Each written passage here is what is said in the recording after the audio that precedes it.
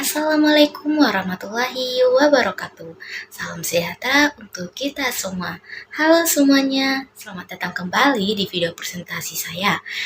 Pada kesempatan kali ini, saya akan membahas salah satu pilar penting dalam kehidupan berbangsa dan bernegara, yaitu demokrasi Indonesia. Demokrasi bukan sekedar sistem pemerintahan, tetapi juga cerminan dari suara rakyat, keadilan, dan kebebasan dalam menyuarakan pendapat. Apa sih itu demokrasi? Apa saja bentuk-bentuk demokrasi itu? Dan apa saja sih macam-macam demokrasi yang pernah berlaku di Indonesia? Kalian mau tahu semua itu? Yuk, simak video ini. Nah, ini nih pengertian demokrasi. Demokrasi berasal dari bahasa Yunani yaitu demos yang berarti rakyat dan kratos yang berarti kekuasaan. Secara umum, demokrasi dapat diartikan sebagai kekuasaan yang dimiliki oleh rakyat. Dalam konteks pemerintahan, demokrasi memberikan hak dan kebebasan kepada warga negara untuk berpartisipasi dalam proses politik, baik secara langsung maupun melalui perwakilan. Dalam praktiknya, demokrasi memberi ruang kepada warga negara untuk berpartisipasi dalam proses politik, baik secara langsung seperti dalam pemilihan umum maupun secara tidak langsung, melalui wakil-wakil rakyat yang dipilih untuk duduk di lembaga legislatif. Ciri utama dari demokrasi adalah kebebasan berpendapat dan berkumpul, pemilihan umum yang bebas dan adil, supremasi hukum dan persamaan hak di hadapan hukum, serta adanya sistem check and balance antara lembaga negara. Dengan kata lain, demokrasi menjamin bahwa rakyat bukan hanya objek pemerintahan, tetapi juga subjek yang akan aktif berperan dalam menentukan arah negara. Nah, selanjutnya kita masuk ke bentuk-bentuk demokrasi. Teman-teman, dalam bentuk demokrasi ini ada 3. Yang pertama, berdasarkan penyaluran kehendak rakyat. Yang kedua, berdasarkan sistem pemerintahan. Dan yang ketiga, berdasarkan pendekatan. Untuk lebih memahami dari 3 bentuk itu, yuk kita bahas satu persatu. Yang pertama, berdasarkan penyaluran kehendak rakyat. Dalam bentuk ini ada 2 poin. Yang pertama, demokrasi langsung. Demokrasi langsung artinya rakyat berpartisipasi secara langsung dalam menyalurkan kekuasaan rakyat sebagai kekuasaan tertinggi di dalam sistem demokrasi. Jadi begini, demokrasi langsung itu adalah bentuk demokrasi di mana rakyat sendiri yang langsung ambil bagian dalam pengambilan keputusan politik. Tidak lewat wakil, tidak lewat DPR, tapi rakyat yang turun langsung menyampaikan suaranya.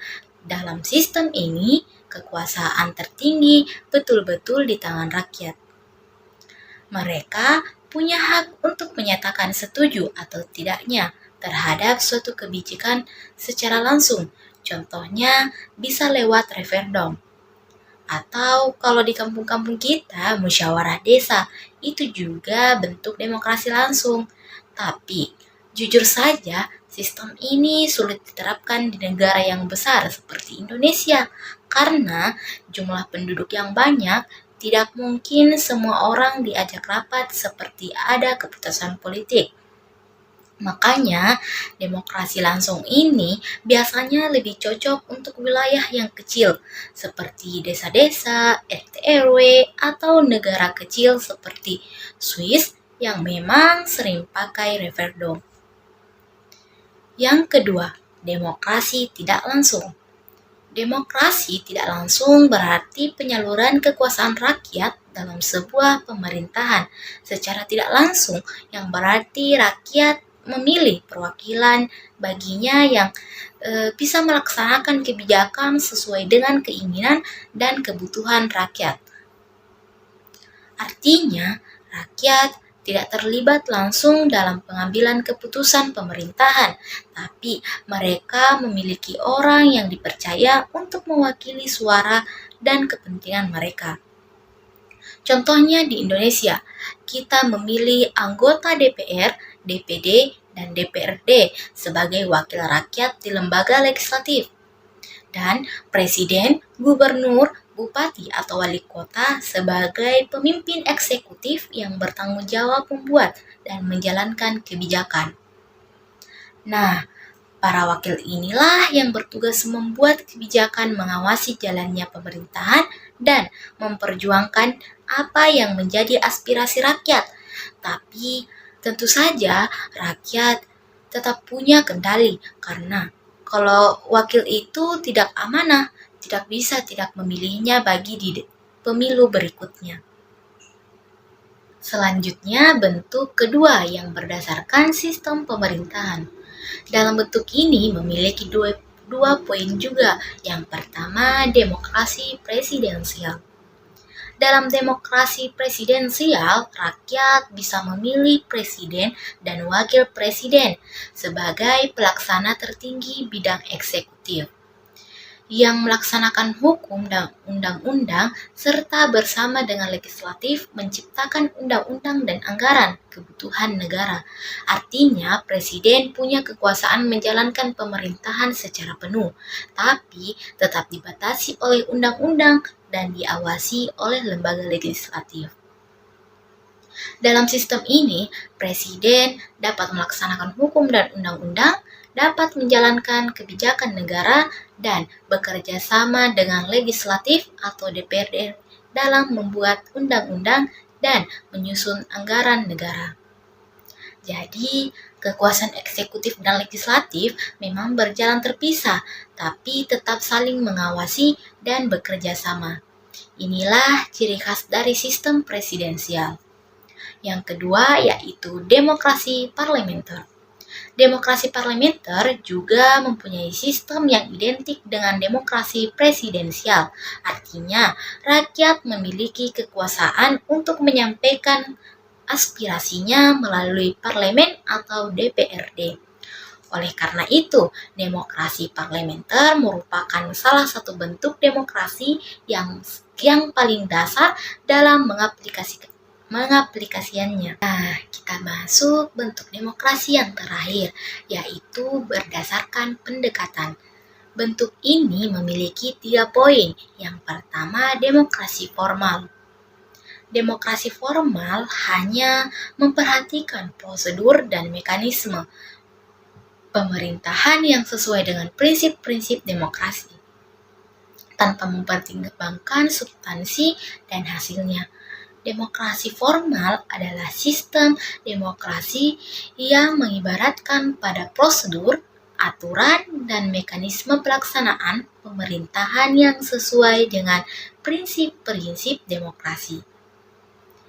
Artinya, segala proses pemerintahan dilakukan sesuai aturan seperti adanya pemilu, pembagian kekuasaan, kebebasan berpendapat, dan lainnya.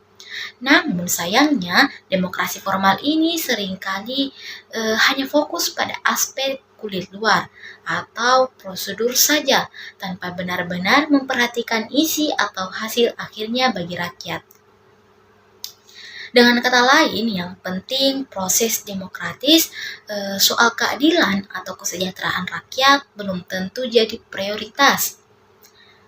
Misalnya, pemilu memang diadakan, tetapi wakil rakyat yang terpilih tidak benar-benar memperjuangkan kepentingan rakyat. Secara prosedural, demokrasi jalan, tapi secara substansi belum tentu berhasil. Yang kedua, demokrasi material. Dalam demokrasi ini, hak-hak ekonomi dan sosial menjadi prioritas, sedangkan persamaan dalam bidang politik seringkali kurang diperhatikan atau bahkan diabaikan. Demokrasi material adalah bentuk demokrasi yang lebih menekankan pada pemenuhan hak-hak sosial dan ekonomi rakyat. Dalam sistem ini, pemerintahan berfokus pada keadilan sosial, pemerataan kesejahteraan, akses pendidikan, kesehatan, dan kebutuhan dasar lainnya. Namun, di sisi lain demokrasi material seringkali mengabaikan persamaan dalam bidang politik.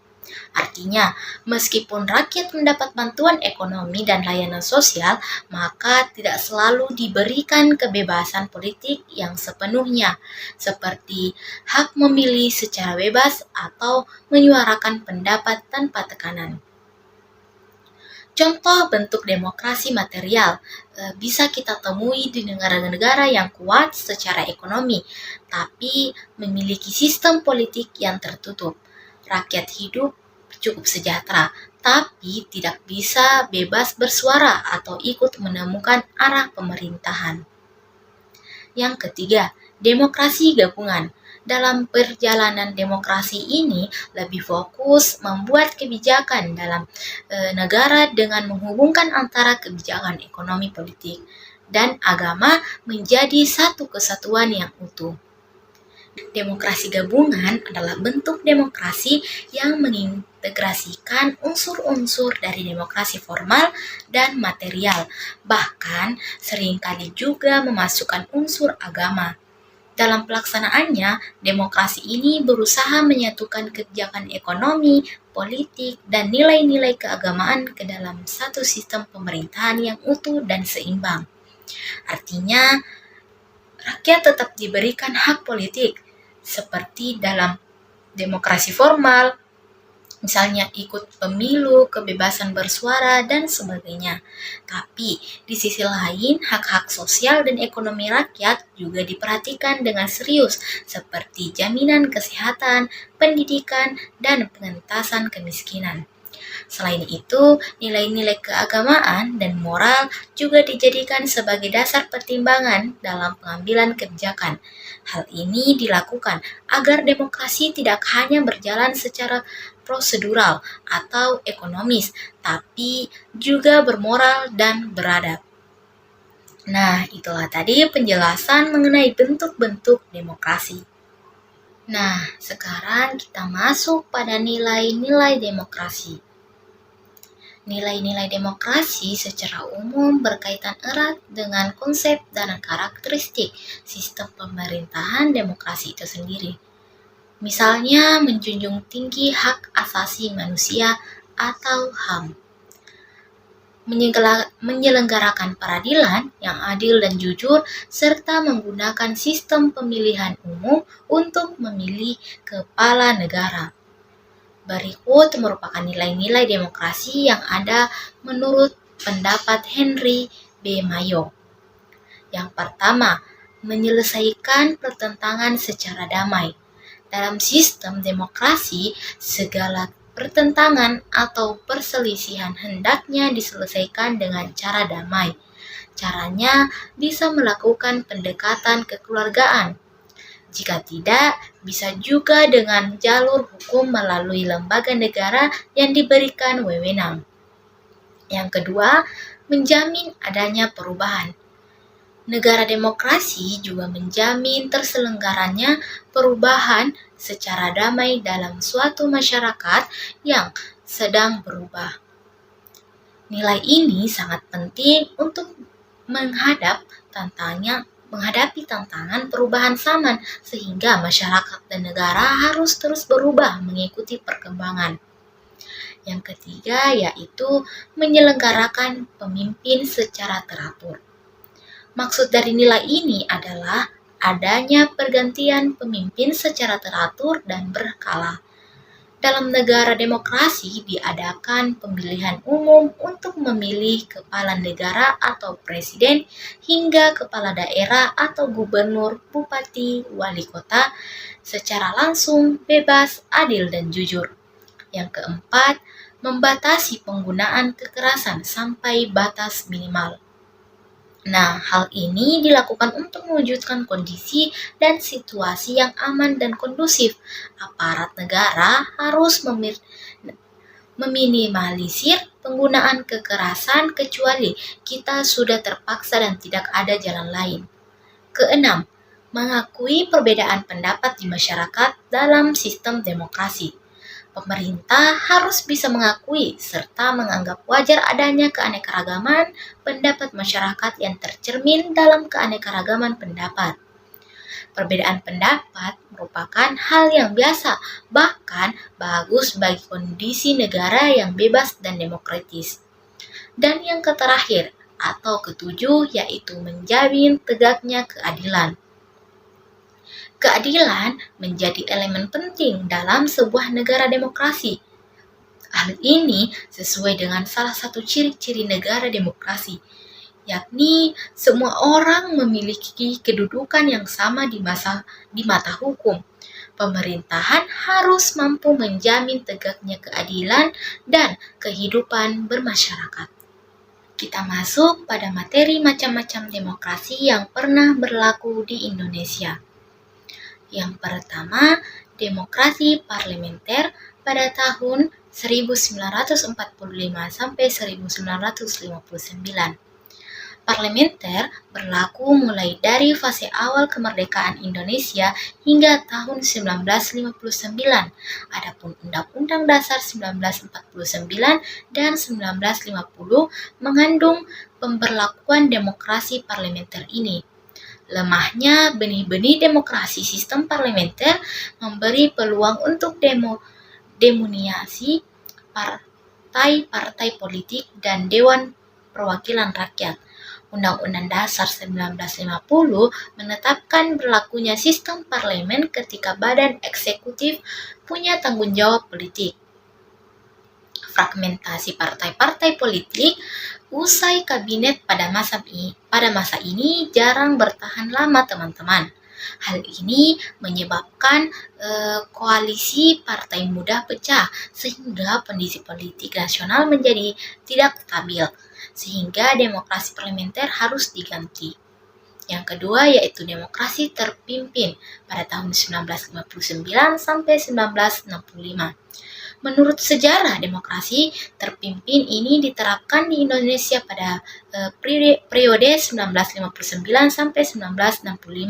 Sistem pemerintahan demokrasi terpimpin diawali sejak dikeluarkannya Dekret Presiden tanggal 5 Juli 1959. Dekret ini dianggap menandai kekuasaan Presiden Soekarno yang hampir tidak terbatas dan pemusatan kekuasaan. Pada saat itu, Presiden Soekarno mengganti sistem pemerintahan demokrasi liberal menjadi sistem demokrasi terpimpin. Dalam pandangan Soekarno, demokrasi terpimpin adalah demokrasi yang dipimpin oleh hikmat kebijaksanaan dalam permusyawaratan dan perwakilan. Namun, dalam penerapannya, kekuasaan presiden menjadi lebih besar dan mengarah pada perilaku yang otoriter. Pada pelaksanaannya, demokrasi terpimpin lebih cenderung berpusat pada kekuasaan presiden sebagai pemimpin besar revolusi. Hal ini merupakan bentuk penyimpangan terhadap nilai demokrasi karena adanya kekuasaan pemimpin yang terpusat. Oleh sebab itu, demokrasi terpimpin harus segera diganti dengan demokrasi Pancasila. Jadi yang ketiga yaitu demokrasi Pancasila Orde Baru pada tahun 1966 sampai 1998. Demokrasi Pancasila dipopulerkan pada masa kepemimpinan Soeharto, sedangkan pelaksanaan demokrasi Pancasila di era Orde Baru yaitu setelah terbitnya Surat Perintah 11 Maret pada tahun 1966. Pada pelaksanaan demokrasi Pancasila di era Orde Baru, presiden dapat terus menjabat sementara wakil presiden dapat diganti. Pada masa Orde Baru, kebebasan pers atau penyiaran berita melalui surat kabar, majalah, dan radio dibatasi. Berbagai surat kabar dan majalah yang menyinggung bisnis dan kasus penyelenggaraan hukum diberedar atau dicabut peredarannya. Dengan adanya kekurangan tersebut, demokrasi Pancasila yang berlaku pada masa Orde Baru mulai diganti dan diperbaiki pelaksanaannya pada masa reformasi. Dan yang keempat yaitu demokrasi Pancasila reformasi pada tahun 1998 hingga sekarang. Demokrasi Pancasila yang dilaksanakan pada masa reformasi berbeda dengan pelaksanaan demokrasi Pancasila pada masa Orde Baru karena adanya perbaikan. Di era reformasi pada masa kepemimpinan Presiden B.J. Habibie, pemilu mulai berlaku dengan demokratis. Jika sebelumnya rotasi terjadi banyak praktik nepotisme, pelaksanaan demokrasi Pancasila era reformasi membuka kesempatan semua orang untuk menggunakan hak politiknya. Pada tahun 2004, rakyat memiliki kebebasan dan hak untuk memilih presiden, wakil presiden, dan wakil legislatif. Setahun berikutnya, tahun 2005, rakyat juga mempunyai hak untuk memilih kepala daerah dengan berlandaskan prinsip pemilu. Kita masuk pada perkembangan paham demokrasi. Perkembangan demokrasi di Indonesia memiliki sejarah yang panjang dan kompleks, dimulai dari masa penjajahan hingga era reformasi. Sejak awal abad ke-20, ide-ide demokrasi mulai masuk ke Indonesia, terutama melalui pendidikan dan pemikiran yang diadopsi oleh generasi muda yang belajar di Eropa.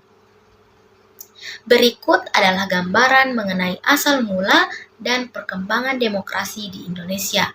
Yang pertama, awal masuknya ide demokrasi. Pada awal abad ke-20, Indonesia masih berada di bawah penjajahan Belanda. Namun, pemikiran demokrasi modern dan barat mulai diperkenalkan, terutama melalui pendidikan yang diterima oleh anak-anak muda Indonesia. Mereka yang belajar di Eropa seperti Muhammad Hatta terpengaruh oleh ide-ide demokrasi yang berkembang di sana.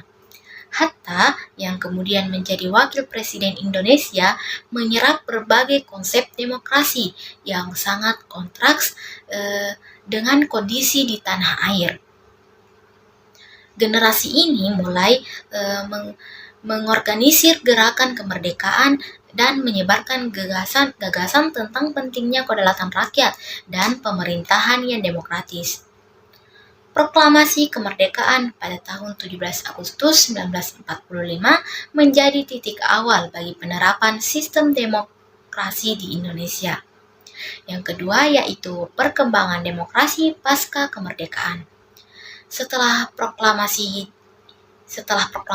Indonesia mengadopsi sistem demokrasi parlementer pada tahun 1945 hingga 1959. Pada masa ini, pemilihan umum pertama diadakan pada tahun 1955 yang diikuti oleh lebih dari 30 partai politik. Namun, sistem ini mengalami berbagai tantangan, termasuk konflik politik dan ketidakstabilan, yang menyebabkan kurangnya budaya demokrasi yang kuat. Pada tahun 1959, Presiden Soekarno mengeluarkan dekret presiden yang menandai transisi ke demokrasi terpimpin. Dalam sistem ini, kekuasaan politik terpusat pada presiden dan kontrol pemerintah terhadap aspek kehidupan sosial dan politik semakin ketat. Meskipun ada upaya untuk menciptakan stabilitas, sistem ini cenderung otoriter dan menghadapi banyak kritik. Yang ketiga, era demokrasi Pancasila. Setelah periode demokrasi terpimpin, Indonesia memasuki era demokrasi Pancasila yang dimulai pada tahun 1966. Sistem ini berlandaskan pada nilai-nilai Pancasila dan bertujuan untuk menciptakan pemerintahan yang adil dan beradab. Namun, selama lebih dari 3 dekade, pemerintahan Orde Baru di bawah Soeharto cenderung mengekangkan kebebasan politik dan hak asasi manusia. Yang keempat, reformasi dan demokrasi kontemporer. Memasuki akhir 1990-an, Indonesia mengalami krisis ekonomi dan politik yang memicu gerakan reformasi. Pada tahun 1998, Soeharto mengundurkan diri, membuka jalan bagi transisi menuju demokrasi yang lebih terbuka. Sejak saat itu, pemilihan umum akan diadakan secara lebih demokratis dan masyarakat diberikan ruang untuk berpartisipasi dalam proses politik. Demokrasi di Indonesia kini terus berkembang dan penekanan pada pentingnya partisipasi masyarakat, kebebasan berpendapat, dan perlindungan hak asasi manusia. Meskipun masih ada tantangan seperti korupsi dan ketidakstabilan politik, perjalanan demokrasi di Indonesia menunjukkan kemajuan yang signifikan sejak awal mula ide-ide demokrasi diperkenalkan. Ini pembahasan yang terakhir teman-teman, yaitu implementasi demokrasi.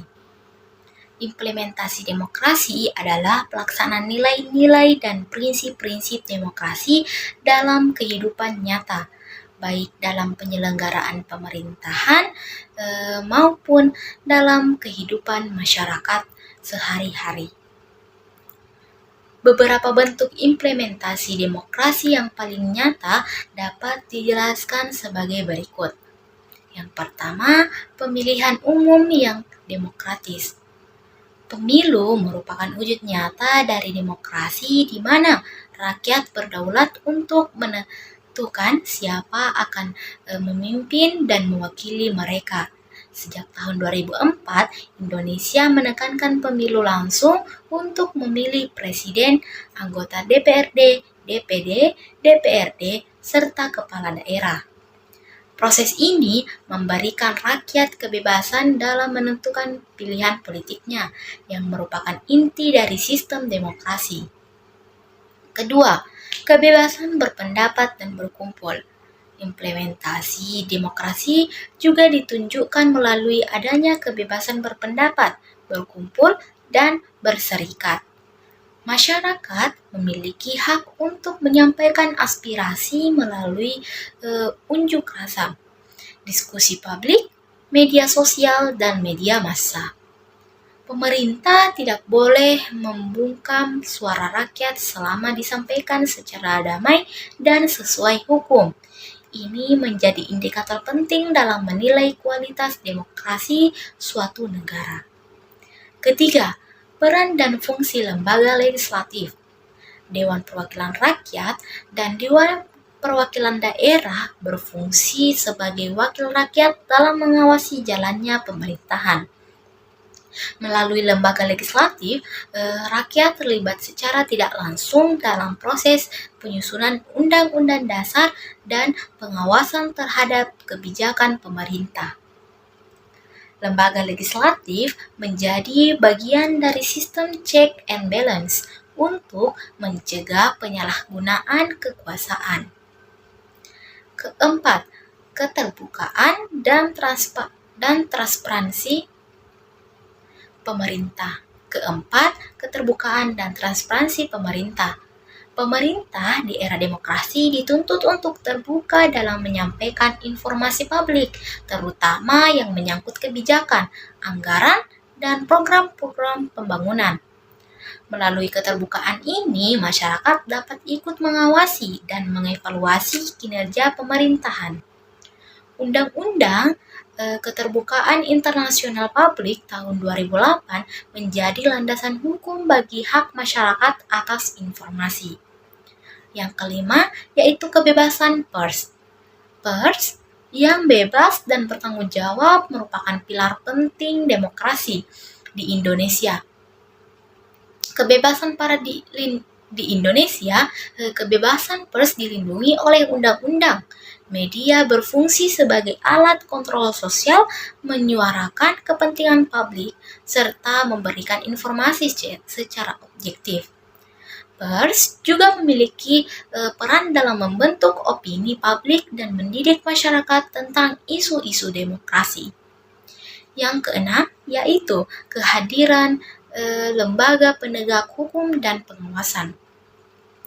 Implementasi demokrasi juga ditunjuk melalui adanya lembaga penegak hukum dan pengawas yang independen, seperti KPK atau Komisi Pemberantasan Korupsi untuk memberantas praktik korupsi di kalangan pejabat. Mahkamah Konstitusi untuk menyelesaikan sengketa hasil pemilu dan menguji Undang-Undang Dasar terhadap Undang-Undang 1945. Bawaslu dan KPU untuk mengatur dan mengawasi proses pemilu agar adil dan jujur. Yang ketujuh yaitu pendidikan politik dan partisipasi masyarakat. Masyarakat yang sadar politik akan lebih dalam kehidupan demokratis. Oleh karena itu, implementasi demokrasi juga terlihat dari semakin meningkatnya partisipasi rakyat dalam pemilu, diskusi publik, forum musyawarah, dan pengawasan terhadap pejabat publik. Pendidikan politik menjadi kunci dalam menciptakan warga negara yang kritis dan bertanggung jawab. Itulah tadi pembahasan mengenai demokrasi Indonesia. Jadi kesimpulannya, demokrasi merupakan sistem pemerintahan yang menempatkan rakyat sebagai pemegang kekuasaan tertinggi, di mana setiap warga negara memiliki hak yang sama dalam berpartisipasi dalam proses politik. Dalam konteks Indonesia, demokrasi tidak hanya menjadi sistem pemerintahan, tetapi juga bagian dari jati diri bangsa yang sejalan dengan nilai-nilai Pancasila. Baik, itu saja penyampaian dari saya. Terima kasih sudah menyimak video ini. Semoga penjelasan tadi bisa menambah wawasan kita semua tentang pentingnya demokrasi dalam kehidupan berbangsa dan bernegara. Jika ada pertanyaan atau tanggapan, silahkan tinggalkan di kolom komentar. Sebelum video ini ditutup, ada pantun dulu nih buat teman-teman. Pergi ke pasar membeli pepaya, jangan lupa beli juga salak. Mari kita jaga demokrasi bersama agar Indonesia tetap bijak dan kuat. Terima kasih. Wassalamualaikum warahmatullahi wabarakatuh.